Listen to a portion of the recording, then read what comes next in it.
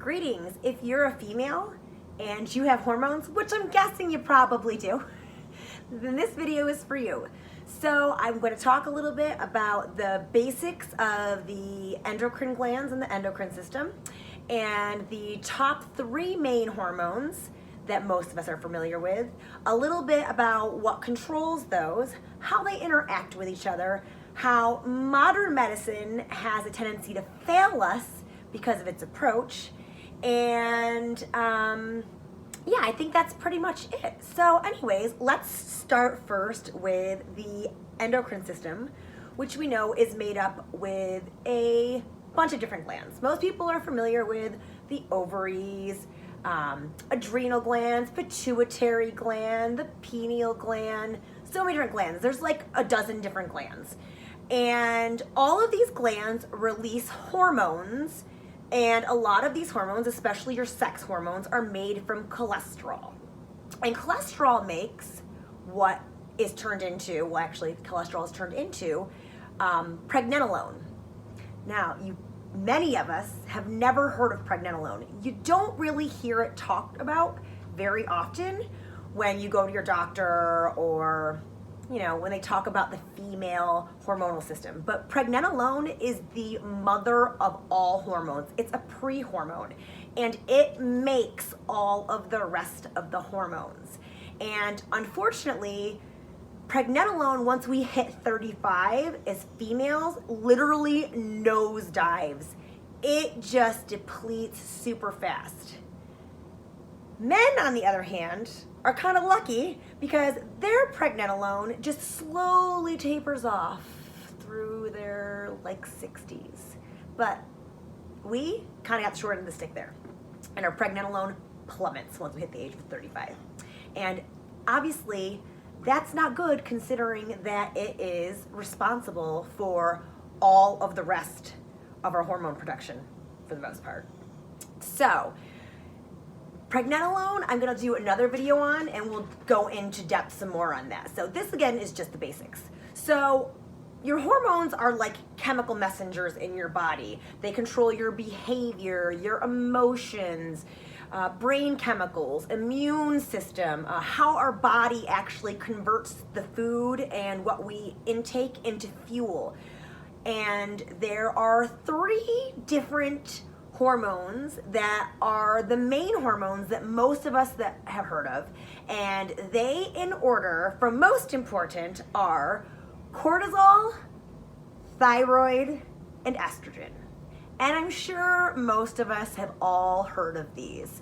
They control our brain, our body, our stress, our weight. They're responsible for a lot. They are the main hormones. So cortisol is our fight or flight hormone. It alerts our body when there is danger, and then it regulates the response and regulates the thyroid and estrogen in response. Thyroid is in control of our energy, our metabolism, and keeping us happy. Estrogen, it controls our libido, it controls our orgasms, it controls mood stability, the lubrication in our joints, vaginal lubrication, smooth skin, it keeps us young. It helps balance the cortisol and the thyroid. So if these hormones get out of sync, then they can lead to depression, weight gain, fatigue, mood instability, a whole laundry list of things. What controls all these hormones? Well, our brain controls all these hormones. Our brain is in charge of how and when these hormones are released and respond, what they're doing. And our cells are bathing in hormones all the time. So this bath that our cells bathe in, it changes not only just daily, but by the minute. It is constantly changing depending on our stress levels, our diet intake, the food and what we drink, environmental toxins, exercise, whether we're pregnant or not, where we are in our cycle, it is constantly changing. So, and on our cells are receptors on the nucleus of the cell. And these receptors are like a lock. And the hormones are like your key. So when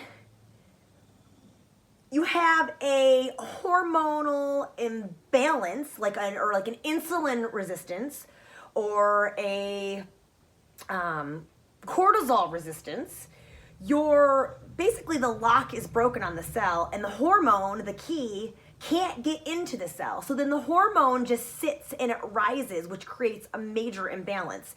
And that's not okay, because you want the hormone inside of the cell to do what it needs to do. So this is where, unfortunately, modern medicine tends to fall short. Because yes, you can go to the doctors and you can have him or her do all of your levels and test your estrogen levels, test your cortisol levels, test your thyroid, and all of your levels may come back fine. They may be exactly where they need to be. But that does not mean that your lock and keys are working properly. It does not mean that your cell and your hormone are interacting the way that they need to be. It doesn't mean just because your levels are okay that hormone is actually getting into the cell to do what it needs to do. And the only way to really kind of tell that is basically through how you're feeling and what you're experiencing. So the best way to tell if you are having proper functioning hormones and properly balanced hormones is, are you happy? Is your libido healthy? Is your appetite okay? Do you have energy? Do you still seem to be able to maintain your weight? These are all key things. How's your sleep? Like, can you sleep? Can you fall asleep at night? Do you wake up in the middle of the night and your brain just starts turning and you can't go back to sleep? I mean, these are all signs that, something is going on inside your body with your hormones, and there may be a hormone imbalance. So I hope you guys found this video helpful. Give it a like if you did, and make sure you subscribe to my channel so you can see more videos on health and wellness, and especially ones geared towards females and their hormones. Have a happy and healthy day. Thanks. Talk to you soon.